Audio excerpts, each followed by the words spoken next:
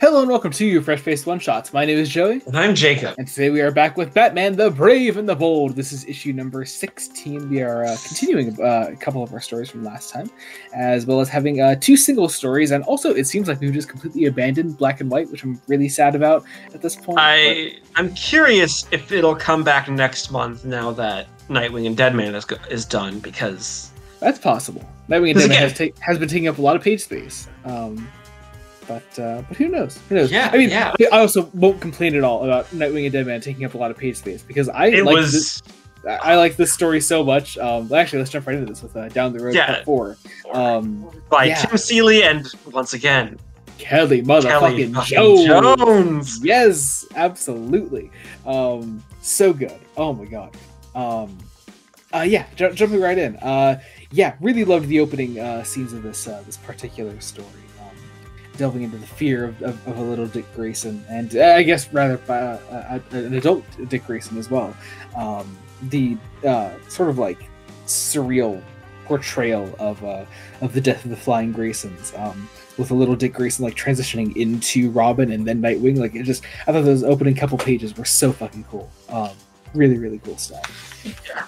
Seeley really balances jumping between perspectives a lot, like. Mm-hmm. Between Dick and Boston, like, it's great because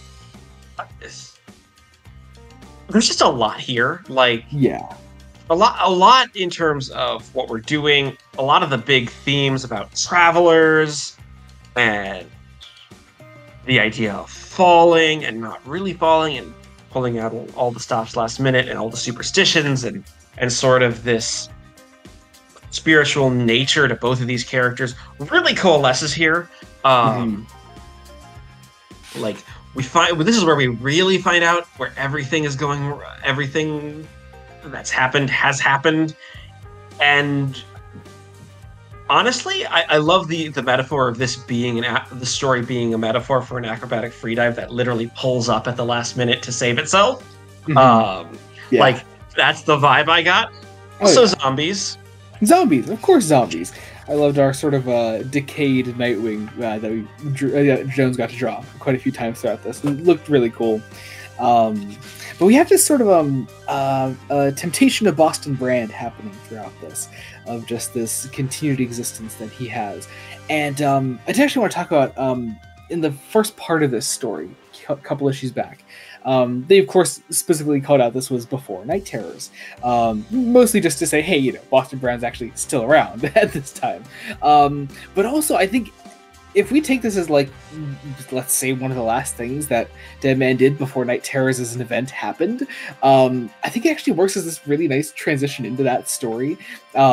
This idea of like somebody like tempting Boston with the idea of actually getting to rest, and him sort of actually struggling with that choice. I thought was a really cool idea to sort of play with here. I don't know if Seeley wrote this with Night Terrors in mind. I mean, I guess he must have at some point if it's noted in the first part of the story. But I mean, there is a chance that this was meant to come earlier in Brave and the Bold's run.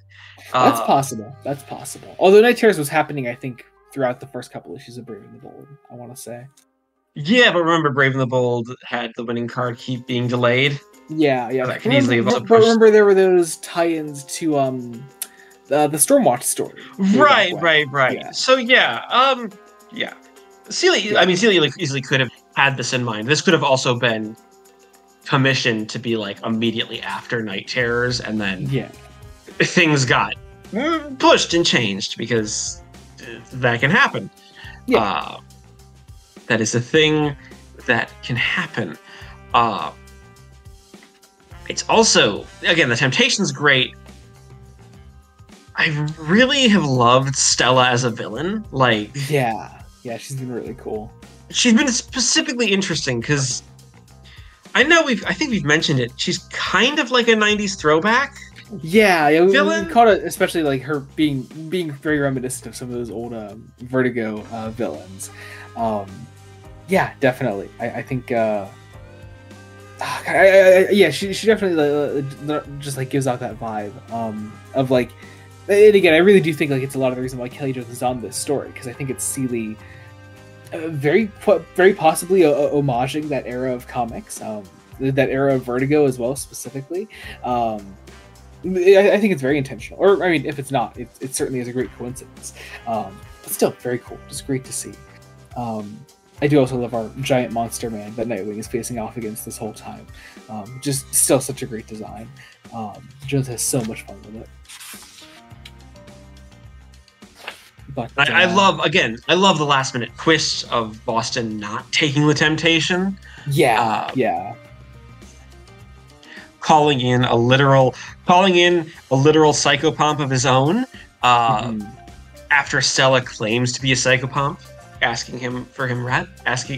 tempting him with rest. Sorry, I cannot speak tonight. It is a weird night to be recording. It's very late. It's also worth noting, I've had this issue for a little over a week now. I went to the comic shop last week, and this issue got delayed a week. But because physical comics have to ship out in advance, my comic shop guy had it ahead of time. He's like, "Here, just take it." And I was like, "Sure, I'll buy it." And so I've had it for a while now, and I still didn't read it until earlier today. So that's weird. Weird that the physical was available even though it was delayed a week. Like, yeah, it's weird. I don't get it, but comics publishing is weird. So yes. But yeah, the way the story ends is just, again, very surreal, but very thematically appropriate. I do also love the idea of Dick being able to hear and talk to Dead Man even when they're not connected anymore, and just him being able to like casually talk to him still afterwards. Really, really cool idea. A great note to sort of end the story on. I really love that. But, it ends with a departure at a train station, which is, I don't know, that just feels like a very fitting ending with what this story's been going for. Also a hint at keeping some of the old circus roots alive in a new form. Honestly, perfect ending. I really hope that this story this four-parter gets collected like the winning card did in its own trade. It deserves it, totally. It's been really, really good. And I think more people should read it. Yes. So yeah. Oh man! All right. So now we're going to talk about. You read it ahead of time, and you warned me about our next one. We've got First Watch by Jay Fairbear. Fairbear. I don't know. Art by PJ Holden. PJ Holden's art is very good.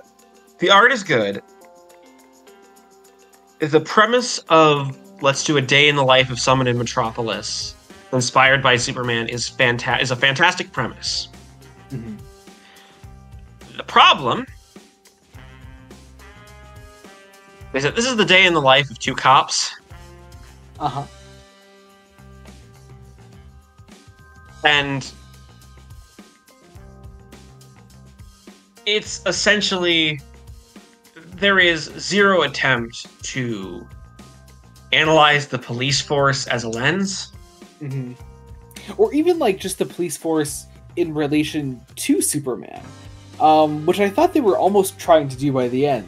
If you do it in a relationship, is that Superman inspires cops, which is fucking terrible to say. This is. Some may try to say, "Oh, you're trying to bring real world politics into this," but I think the story is doing that. The story is doing that first by presenting the Metropolis Police Department as honorable boys in blue, inspired by Superman. Yeah. Which on one hand, fictional police force, sure, whatever. But also, it's a story about cops. Like, you should have something more to say, I think. Like, you should be aware that you're telling a story about cops. Yeah. And the problems inherent with the police force in the United States of America. Yeah, it's also not like it's not a children's story either. Like, it's not being marketed to kids. Like, this is something that like is that adults are buying, or at the very least teenagers. This book is marketed towards teens. Yeah, it doesn't need to hold back if that's what it's worried about. I'd also argue it's not holding back anything. I'd argue there isn't really a hint of examining the police force outside of look at how hard the police have it. They have they have to be ready for anything and see terrors. I would almost prefer it if this was just like a focus on like one or two super family members instead, because the message is essentially like, hey, Superman can't do everything. Like that's what the story is trying to say. This woman says like the reason that she became a cop is because Superman was off saving somebody, and somebody was taking the opportunity to go steal a car in the meantime, and so that's why she wanted to become a cop so that she could take down the guy stealing the car or whatever. But like, which is also a hell of a statement as well. Because remember, the police largely don't stop crime; they respond to the aftermath of crime. Yeah, like So again, I do think it would almost be better served like being about like other super family members rather than cops. So yeah, we're trying our best to be charitable here. Mm-hmm. But I think even the most charitable reading of this is it's a piece of pro-cop propaganda. Yeah. And it really leaves a sour taste in your mouth, because the very next story is part duality. 2 of our question. Yeah, it's duality. Part 2 of our Renee Montoya question story. Which remains fucking awesome, and actually has something to say about cops as well, which is... and the corruptive nature of power, and because let's be honest, Renee, if we're going to have fictional good cops, I'd rather have a Renee Montoya who is interesting and has her own flaws. And well, I mean that's also like the whole thing is that the reason Renee Montoya is the question is because being the fucking police commissioner isn't enough, you know. So it's just it works like the concept and the GCPD also represents GCPD as an entity itself is just a dark mirror of the corruption in the police force in the real world, a million times better than whatever the past story was. Because this part 2, it's part 2 of possibly 4, maybe more. I'm not quite sure. Crazy? Isn't it crazy that Frank Miller was the first guy to say cops bad in Batman comics? I'm just thinking about that now. Like that Frank Miller is the guy that did that. Frank Miller is, despite everything, is still kind of complicated because he's further left than his writing would lead you to believe, but he's still very authoritarian. Jacob, you're trying to be nuanced about it. Really, you could just draw a hard line between the year 2001 and Frank Miller's writing. So this is also true. Anyway, moving on. Renee Montoya is being targeted still. I do like these scenes with the guy named Tot, who is who's a friend of hers that is like helping her. Like friend of hers and a friend of Vic Sage. So we have a question. We have a connection there to the original question. Who I'm not sure if he's still around in continuity. Who knows? But I think really the meat of it is Montoya getting fucking attacked in broad daylight in her own office. This fucking scene, oh my god, where we properly see our villain for the first time, whose name is Zero, and has a very simple but actually really striking costume. And you know what I will say? I think a lot of the effectiveness of the scene, because it is a simple costume, is down to Annie McDonald's art. It's the art. Especially when we play with reflections of Montoya reflecting in the mask. That last panel. That last panel is so fucking good. Yeah. An amazing use of shadows throughout the entire thing because it's in the dark, and we're dealing with dark muted color. We're dealing with dark muted colors, but you never Montoya never gets lost in the darkness. And never sacrifices the fact that Renee Montoya is a person of color. Some artists, let's be honest, struggle with drawing. To ignore that. Yeah. And struggle. I was also going to say struggle with drawing people of color. True. And have a tendency to lighten them up even unintentionally. But yeah, great art.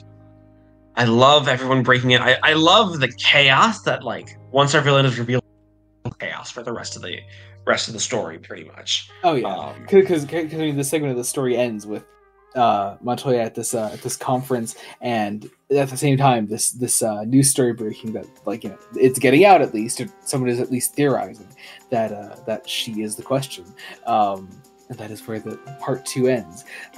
It's really, really cool. It's such a great cliffhanger, and I think this part in particular got me especially excited to see where this story is going, and also was just an absolute joy coming directly off of the last story. But yeah, great stuff. God, I'm loving Duality. It's really good. Very excited to see where this thing goes. We have one final story, which is much lighter. It's called It's Our Anniversary. Yeah, it's Our Anniversary by Stephanie Williams, who's great. I don't think you've read anything by Stephanie Williams. I don't think we have. Yeah, she's just a great current writer. I've enjoyed a lot of her stuff. But this is a story about Guardian and Bumblebee. Yeah, the Guardian and Bumblebee. I was not expecting a Guardian and Bumblebee story. Yeah. Also, a Guardian story is a character with personality and character, and not from the Death and Return of Superman. Death and Return of Superman, yeah. Which is, I think, your only experience with a different version of the Guardian. First, yeah, a different version. But I'm okay with this version, because this version has character, and I don't know. I'm a sucker for a happy married couple who are right. In love. There's a reason I adore Clark Kent and Lois Lane, and Stephanie Williams. It also feeds into the idea of the story, which is that, like, oh yeah, they're here, they're on vacation. You know, they're not, you know, they're not here to fight crime or anything. And of course, they do end up fighting crime at the end of the story. But it's still just really, really fun. It's nice to see them actually just want to be out and be a married couple for their anniversary. And it's lovely. It's just a good time.